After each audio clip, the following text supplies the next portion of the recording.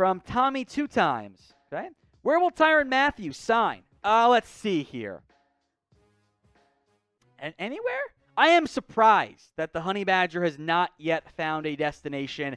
The report was that teams are worried about regression. I don't think he regressed that much. I think he's still a damn good football player. I think there are a lot of teams that should have interest, but the NFL's ageist. These 30-plus-year-old guys don't get the same money they think they're going to. We've seen that time and time again.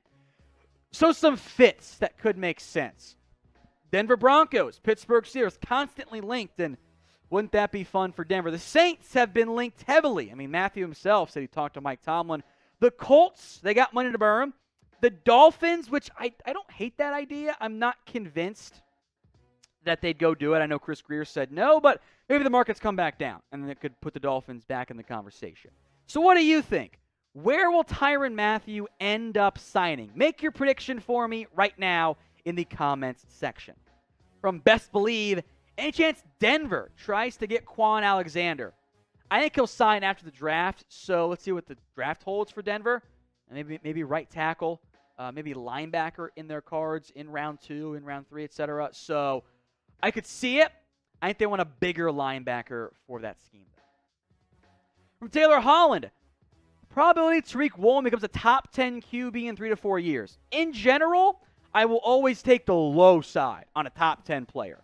Woolen's got the traits you want. He's not a great corner right now, though. Like the risk you run here is that Tariq Woolen is just the next in a long line of, yeah, he's a great athlete, but he's not a good football player. So I think very low. He has the traits, the size and length the teams love, but top 10's a lot to ask for. Sky Moore, better upside than Christian Kirk? I kind of think so, yeah. I think they could go similar ranges. So I think Moore's a better route runner. But I think like in terms of like impact early on, not that far off. Maybe a bit better, hopefully, for Sky Moore. Chad Muma, perfect team fit. Take your pick. I don't know. Maybe Denver, I think, could actually be a decent fit for Chad Muma. Producer Jack's like Vikings in my ear. I'm like, maybe Vikings. They don't need that. They don't need a linebacker that early, but maybe Vikings. Sure, if they are out long term on Kendricks, Muma could be a fit then. Yeah. From Felix Chill Videos, who is the best receiver outside of round 1? I don't think George Pickens goes round 1, but that's a really good football player. And it's kind of like receiver Derek Stingley, where had the career been flipped, he'd be in that top, I think, 15, top 20 conversation. I love his attitude, by the way. He's such a bully out there in a good way, I mean. So I like Pickens a lot there. I'm a big Alec Pierce fan, who I know will be there in round 2 and maybe round 3. I think those are 2 names. I think guys like a Christian Watson, a Jahan Dotson, Sky Moore are maybe better guys, but I think they have a better chance of going round 1 than George Pickens does.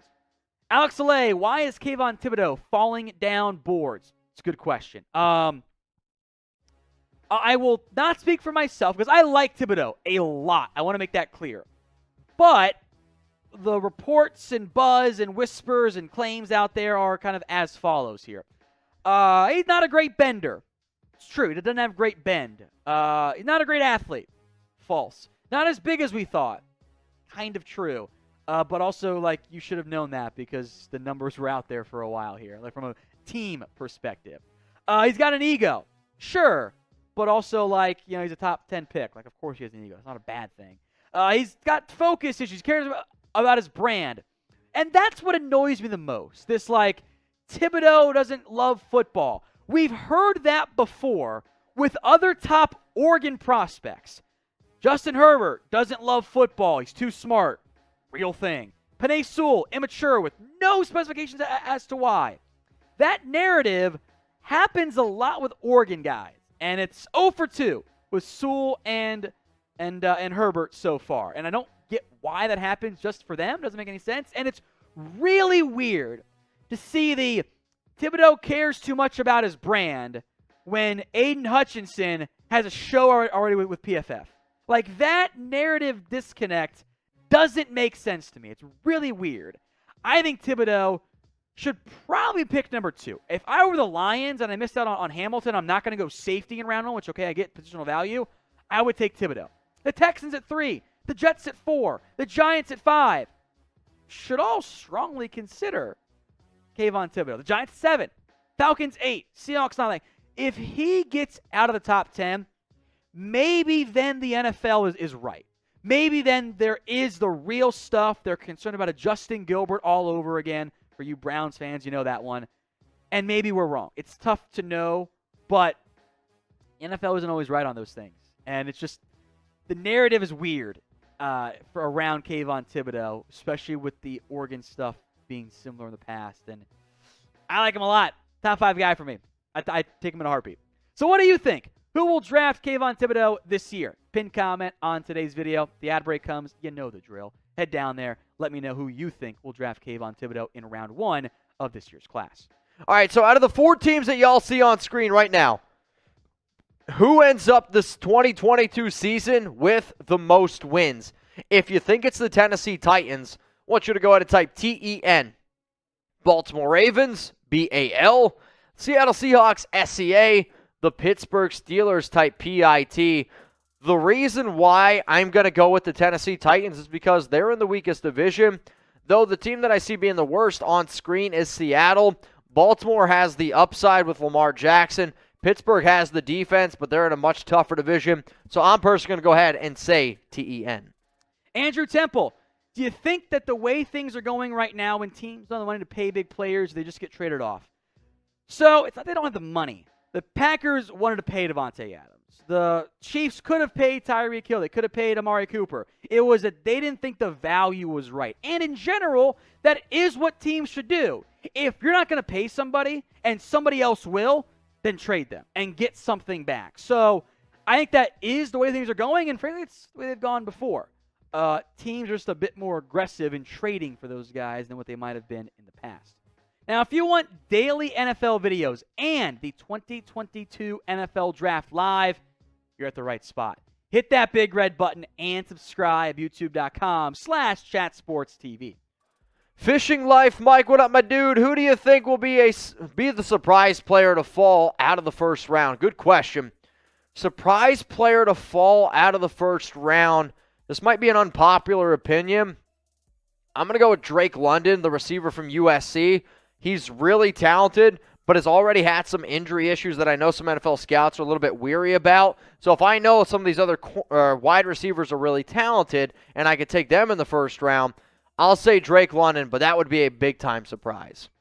NFL Daily is now also on Rumble. Exclusive content, more videos, and of course stuff we post here on YouTube is also available on Rumble. We try to dominate that platform. Rumble.com/NFL Daily. DG Sports Talk, are y'all hiring? That is above my pay grade, my friend. But to answer your question on Pierre Strong, I just finished him up the other night, so let me read off from my scouting report here. Pierre Strong, 5'11" and change, 202. Zone rushing scheme. Sleeper. I wish he played FBS. But he tested great with elite production at South Dakota State.